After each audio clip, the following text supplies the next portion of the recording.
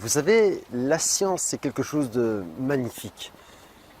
Car en effet, on comprend des phénomènes qu'on vient de découvrir, on développe de nouvelles technologies. Bref, ça a amélioré notre société. Mais parfois, la science se tape de bons gros fails qu'elle préférerait les oublier.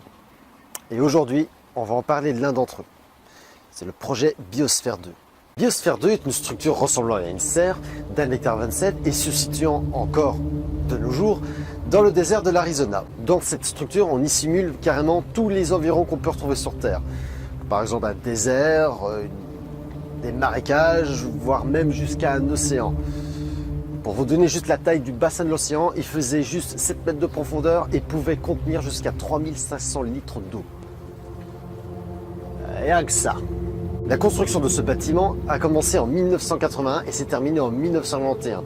Et quelques mois après, la première expédition a commencé. Le 26 septembre 1991, la première équipe composée de 8 personnes du corps scientifique, entre autres des chercheurs et des médecins, entre dans Biosphère 2. On les appelle les bionautes. Leur mission était en fait de survivre le plus longtemps possible avec uniquement les ressources que Biosphère 2 pouvait produire, que ce soit d'origine végétale ou animale. Bref, au début de la mission, tout se passe bien, si ce n'est que leur régime alimentaire ne dépasse pas les 1800 calories. Mais ça encore, ça va augmenter très rapidement. Non, c'est pas ça le véritable problème. Le véritable problème, c'est le taux de dioxyde de carbone qui augmente de mois en mois. Ce taux de dioxyde de carbone, ou CO2, augmente de 0,5% par mois. Ça n'a pas l'air énorme comme ça, mais c'était suffisant pour faire des dégâts dans les jours qui viennent. Pour vous dire à quel point l'oxygène baisse tellement, ils ont un taux d'oxygène dans l'air qui ne dépasse pas les 14%. Ça revient en gros à les mettre à 4000 mètres d'altitude. Je dis ça, je dis rien. Alors que le taux normal ici, là où je suis, est d'environ de 21%.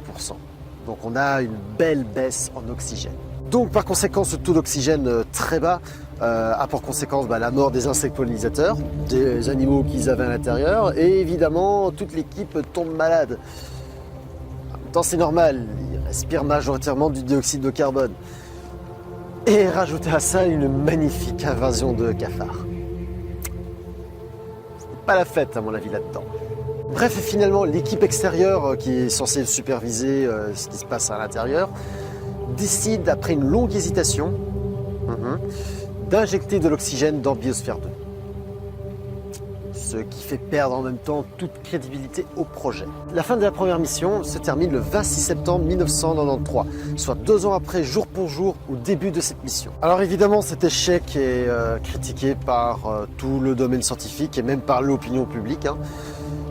Mais ça ne les empêche pas de retenter une seconde fois quelques années plus tard, histoire de remettre de l'ordre de tout ça, cafards, tout ça. Cette mission par contre va durer 10 mois. Et là pour le coup, les superviseurs, enfin le principal investisseur, 200 millions de dollars je vous rappelle, a été extrêmement con.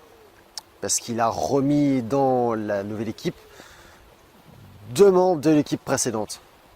Je vous rappelle qu'ils ont failli crever asphyxiés, quoi. Je dis ça. Ça a duré 10 mois parce que tout simplement, justement, les 2 membres de l'équipe précédente ont commencé à vandaliser le projet, mais vraiment volontairement et partout. Donc ils se sont fait éjecter du projet et le projet s'est arrêté brusquement suite à ça, quoi. Mais alors on est en train de se demander à quoi ça aurait pu bien servir. Qu'est-ce que, dans le cas d'une réussite, à quoi ça aurait pu aboutir? Et tout simplement, l'investisseur, le créateur du projet, avait pour but, en cas de réussite, de vendre les résultats à la NASA. Oui, à la NASA. Parce que ça aurait pu être bien utile pour des missions du style sur Mars. Parce que vous n'êtes pas sans savoir que sur Mars, à part sucer des cailloux, il n'y a pas grand-chose à se mettre sur la dent. Donc c'est préférable d'avoir une structure qui génère oxygène et nourriture. De nos jours, Biosphère 2 est toujours debout, elle existe toujours, toujours au même endroit perdu au milieu du désert de l'Arizona. Sauf qu'elle est passée de main en main, par exemple, de 2 universités différentes, celle de Columbus et celle de l'Arizona, afin d'étudier les changements climatiques. Alors oui, ce fut un échec cuisant au point de vue scientifique, mais quand même c'était bien tenté. Et qui sait, dans quelques dizaines d'années, on retentera le coup. et que cette fois-ci ce sera une réussite. En attendant, restez de Nature Geek.